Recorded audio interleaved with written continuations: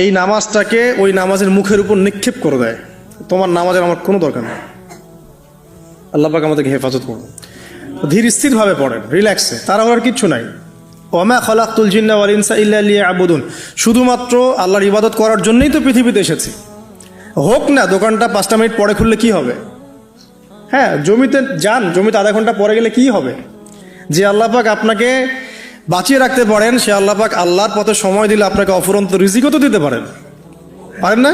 আপনি আল্লাহর হয়ে যান, বাকি সব আল্লাহ আপনার দায়িত্ব নিয়ে নেবেন ইনশাআল্লাহ। আপনি নিজে আল্লাহর হয়ে যান, আপনার সব কিছু দায়িত্ব কে নিয়ে নেবে?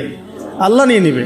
তো আল্লাহ পাক আমাদেরকে ধীর স্থিরভাবে আধ্যাত্মিকত্ব অর্জন করে নামাজ পড়ার তৌফিক দান করুন, আমিন। এখন আমরা যত ঝগড়া নামাজের বাহ্যিকতা নিয়ে, হাত বাঁধা, রফুল ইয়াদাইন, আমিন আর পায়ে পা, এগুলো নিয়ে ঝগড়ার শেষ আছে? নাই। ইসলামের বিরোধী শক্তিরা হাত ভেঙে ফেলার পায়তারা করে ফেলেছে অলরেডি।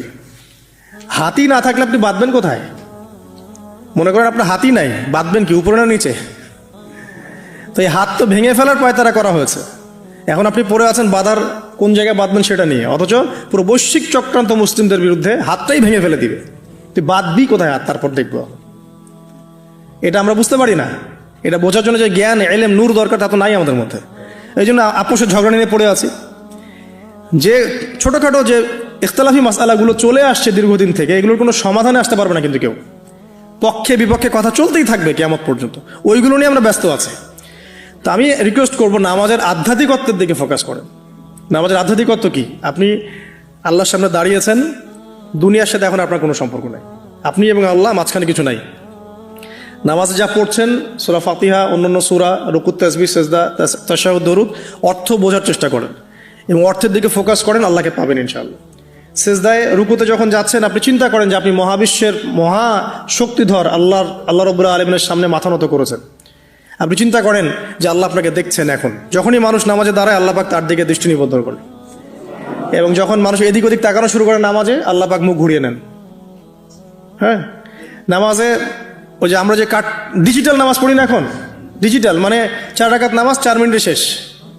এক রুকু করলে সেজদা পাওয়া যায় না, সেজদার তাসবিহ পড়লে আবার এদিকে দেখা যায় যে দ্বিতীয় সেজদায় চলে গেছে অলরেডি ওঠার আগেই।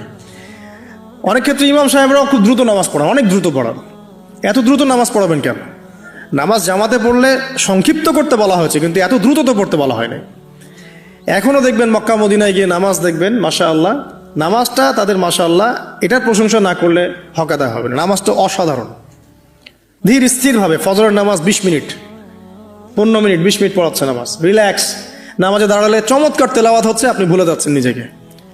তেলাওয়াত হবে চমৎকার, এবং সবচেয়ে ভালো যিনি তেলাওয়াত করতে পারেন তাকে নামাজে দিতে হবে। রিল্যাক্সে নামাজ পড়বে। ক্ষেত্র বিশেষে আপনি শর্ট করতে পারেন, কিন্তু সবসময় কেন আমরা 4 রাকাত নামাজ 3 মিনিটে শেষ করে দেব? আবার নামাজের পর দোয়াটা হবে লম্বা, অথচ নামাজটাই ছিল দোয়া, নামাজটাই কিন্তু দোয়া।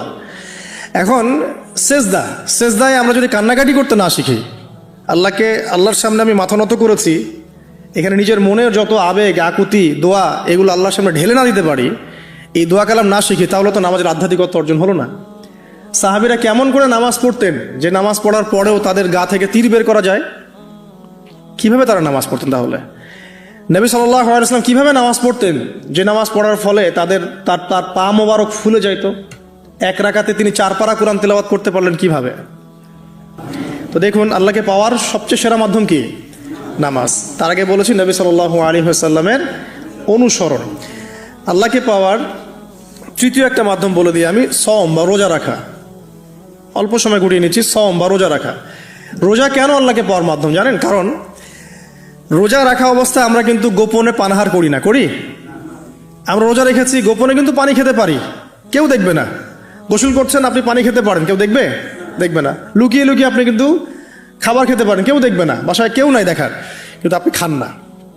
আপনি সবর করেন, সহ্য করেন, একদম সূর্যাস্তের সময় গিয়ে আপনি ইফতার করেন। এই যে কাজটা আপনি কেন করেন? কারণ আপনি ফিল করেন যে আল্লাহ আপনাকে দেখছেন। কেউ আপনাকে দেখুক না দেখুক, আল্লাহ আপনাকে দেখছেন। এটাই হচ্ছে ইহসান, এটাই হচ্ছে আল্লাহ পাকের মারিফতকে উপলব্ধি করা। আল্লাহ রাসূল সাল্লাল্লাহু আলাইহি ওয়াসাল্লাম বলেছেন, ইহসান হচ্ছে আন তা'বুদাল্লাহা কাআন্নাকা তারা, তুমি এমনভাবে আল্লাহর ইবাদত করবে যেন তুমি আল্লাহকে দেখছো। ওয়া ইল্লাম তাকুন তারাহু ফাইন্নাহু ইয়ারাক, তুমি আল্লাহকে দেখতে না পারলেও বিশ্বাস করবে আল্লাহ তোমাকে দেখছেন। তো এটা রোজা রাখলে উপলব্ধি হয় না যে আল্লাহ আমাকে দেখছেন? এটা হচ্ছে আল্লাহকে পাওয়ার মাধ্যম। এই জন্য রমাজানের রোজা অবশ্যই রাখবো ইনশাআল্লাহ। পাশাপাশি এই যে সোমবার, বৃহস্পতিবার বা এই যে মাসের 3 দিন আইয়ামে বীজের সওম আছে, 13, 14, 15, আরাফার সওম, আশুরার সওম বা নফল সওম, এগুলো রাখার অভ্যাস করলে আল্লাহকে পাওয়া যাবে ইনশাআল্লাহ তাআলা। আল্লাহ পাক আমাদেরকে বেশি বেশি সওম রাখার তৌফিক দান করুন। এবং আমাকে, আপনাদের সবাইকে বিগত জীবনে আমরা যারা বিভিন্ন সময় সওম রাখি নাই বা রাখতে পারি নাই বা বিভিন্ন সালাত পড়ি নাই, পড়তে পারি নাই, এগুলোকে হিসেব করে আদায় করার তৌফিক আল্লাহ পাক দান করুন, আমিন। 4 নম্বর একটা মাধ্যম বলে দিয়ে আল্লাহকে পাওয়ার, সেটা হলো তিলাওয়াতে কোরআন।